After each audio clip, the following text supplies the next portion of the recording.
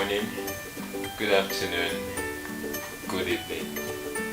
Wherever you are in the world, this is Mr. Roy, and I'm so happy that I'm going to be your math teacher for today.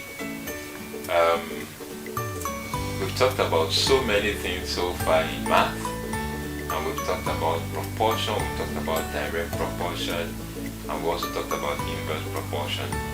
I would advise you click on the YouTube link below this video. We have one for direct proportion and one for inverse proportion. Watch those videos, subscribe to our YouTube channel, New Century Academy, and watch those videos, because this topic today will be building on those videos. Are you ready for math? Let's go. Now today we're going to be talking about ratio, but we're going to be using the idea of proportion to be solving ratio questions. Remember, I told you that proportion is a very important topic, because with the idea, with the knowledge of proportion, you'll be able to solve most of your topics in math. You'll be able to solve most of your topics in math. So I'm going to prove that to you today using proportion to solve ratio questions. Okay, but what is ratio? Okay, what is ratio? Ratio is an expression that shows how you should divide a whole. Okay, ratio is an expression that shows how you should divide a whole. For instance, if I bring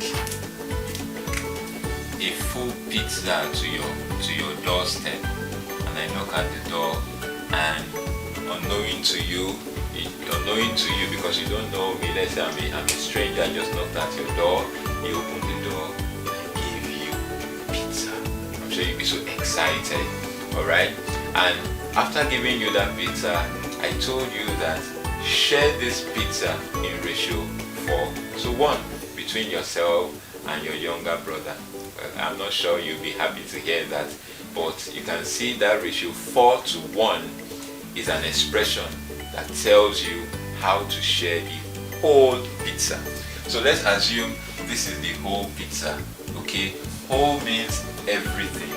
Whole means everything. So this is the whole pizza, brought fresh, hot to your doorstep, given to you, and you were told to share it in ratio 4:1. Okay, so you can see this is what you call ratio. It is an expression that tells you how to share a whole. A whole. Okay, it's an expression that tells you how to share a whole. Alright, so if you have your notes with you, write the definition. Ratio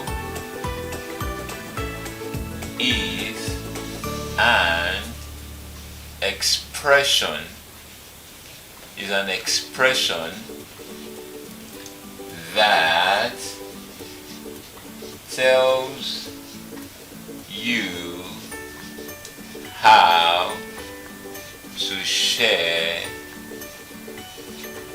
a whole. Whole means everything. Okay, so I brought this pizza to you as a whole. I don't expect that you cut half of it and keep that to yourself and now share the remaining half in ratio 4:1 between yourself and your brother. That wouldn't be ratio. Ratio has to be an expression that tells you how to share the whole. I would expect you to share everything in ratio 4:1 with your younger brother. Okay, so this is our pizza here, 4:1. That means you have to divide the pizza into 5 equal parts. Very important, equal parts, into 5 equal parts. So the parts must be equal. If not, that wouldn't be ratio. That wouldn't be proper ratio. So each part must be equal. So you share it into 5 equal parts. Why? Because 4 plus 1 is 5. So you take 4. Let me use another color for this. You take 4 parts, because you are the elder elder brother, you take 4 parts, and you will give 1 to your younger brother, okay, and everybody is happy. You see, ratio is an expression, that told you how to share the whole pizza between yourself and your brother. But that is one way to see ratio. There's another way. Ratio is also fraction in its lowest term. Ratio is also fraction in its lowest term. I have a quick demonstration for you on that, okay? Just keep still, enjoy the demonstration.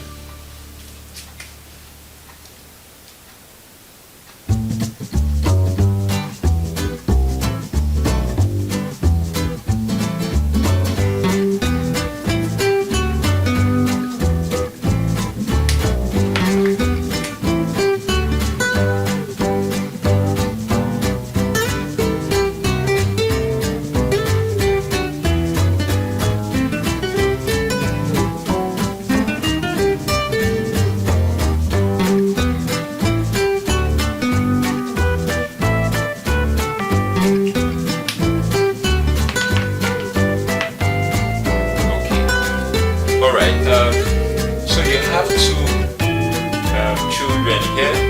You have George, who is a boy, and you have Emily, who is a girl. Right? Now let's assume I have a gift for them. Wait for my gift.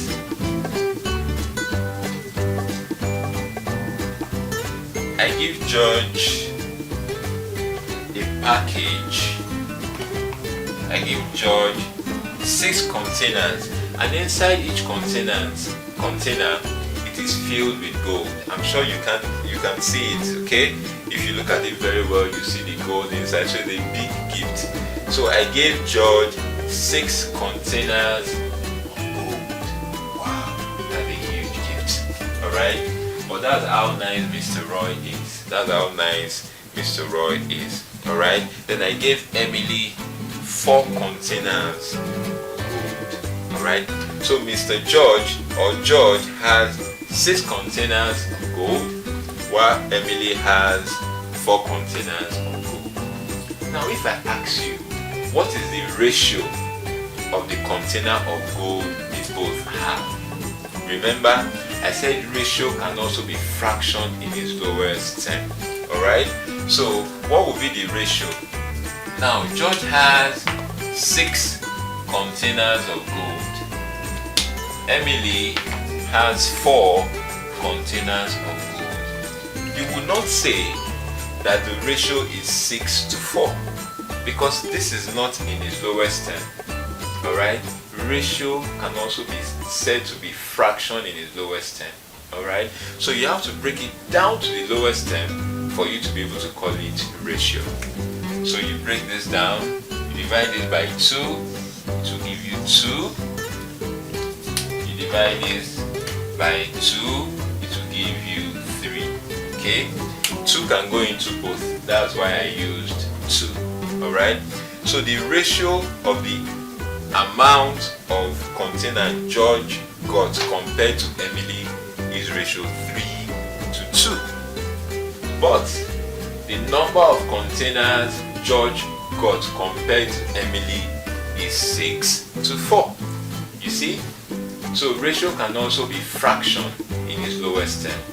Ratio can also be fraction in its lowest term. So we talked about 2 perspectives to seeing ratio. 1, ratio is an expression that tells you how to share a whole, and ratio can also be fraction in its lowest term. Okay? Now, let's quickly go for a short break, go through what we've talked about so far, revise it, and when we come back, we'll continue the lesson. See you soon.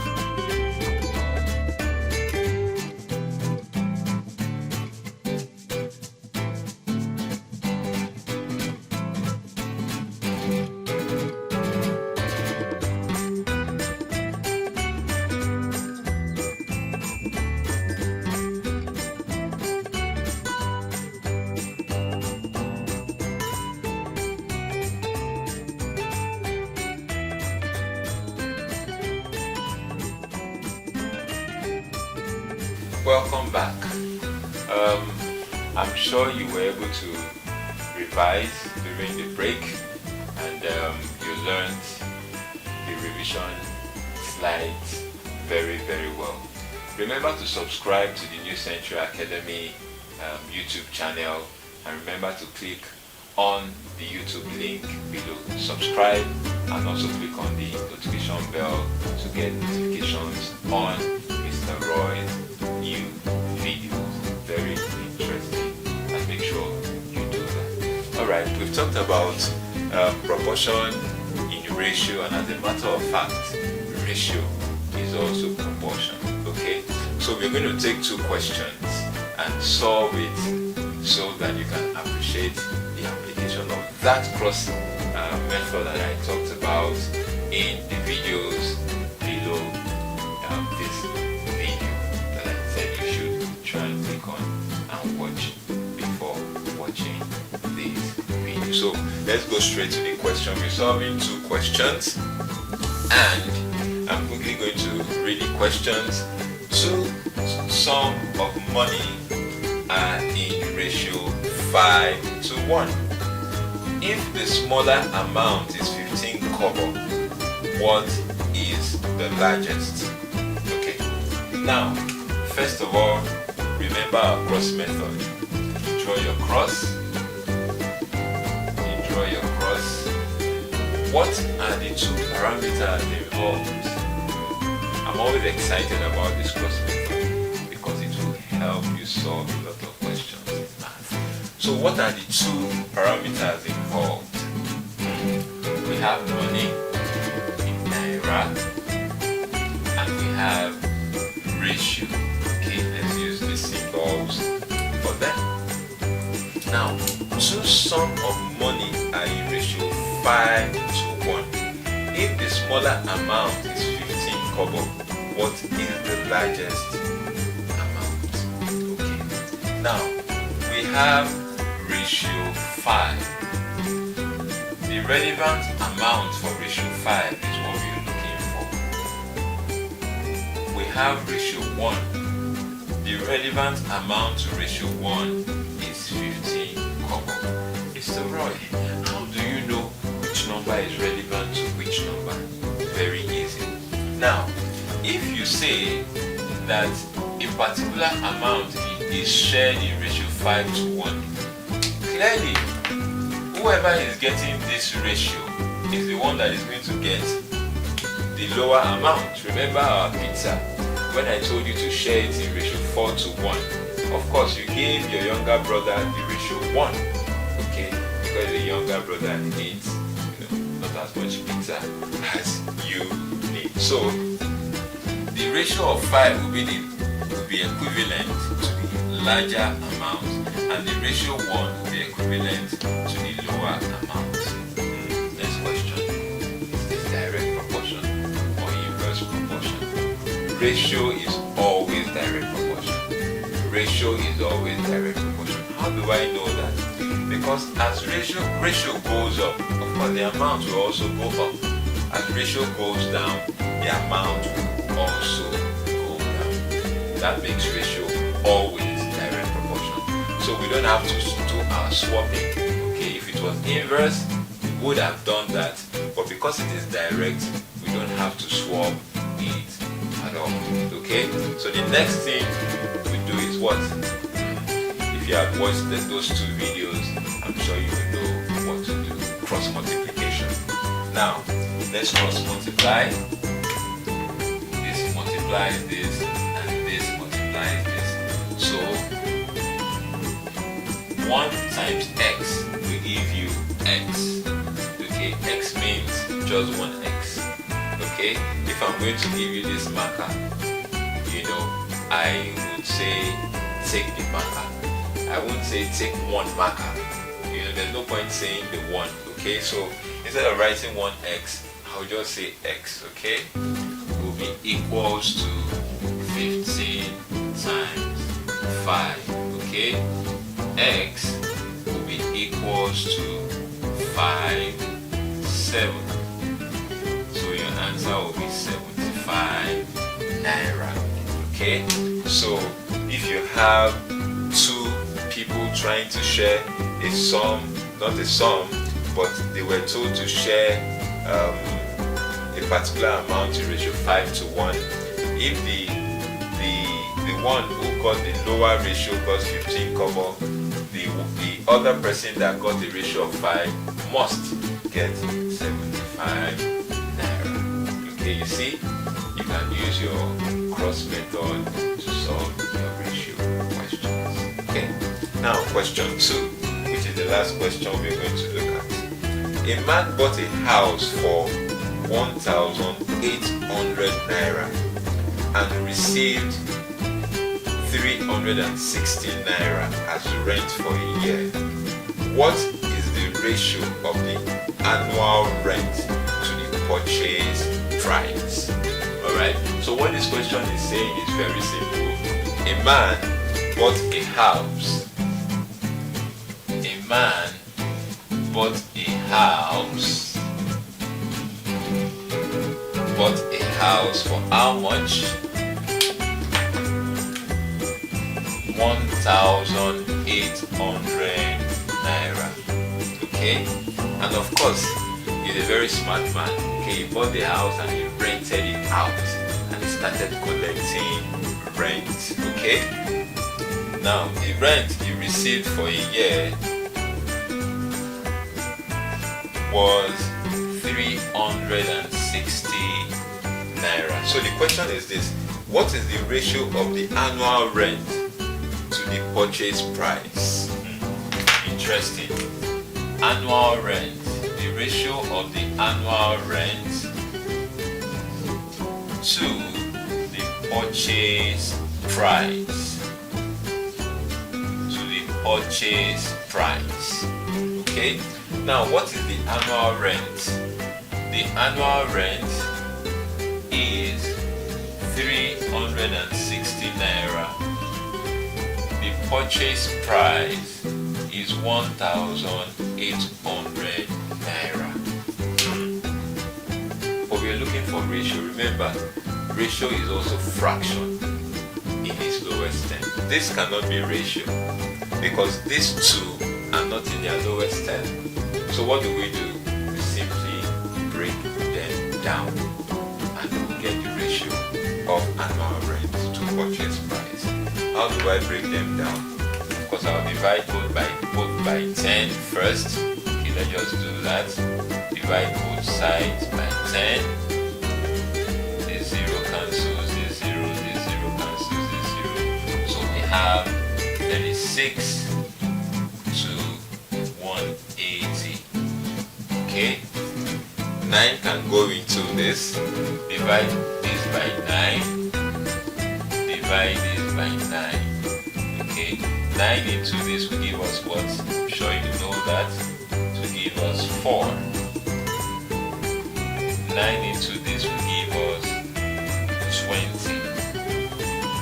4 to 20. Is that the lowest term? Certainly not.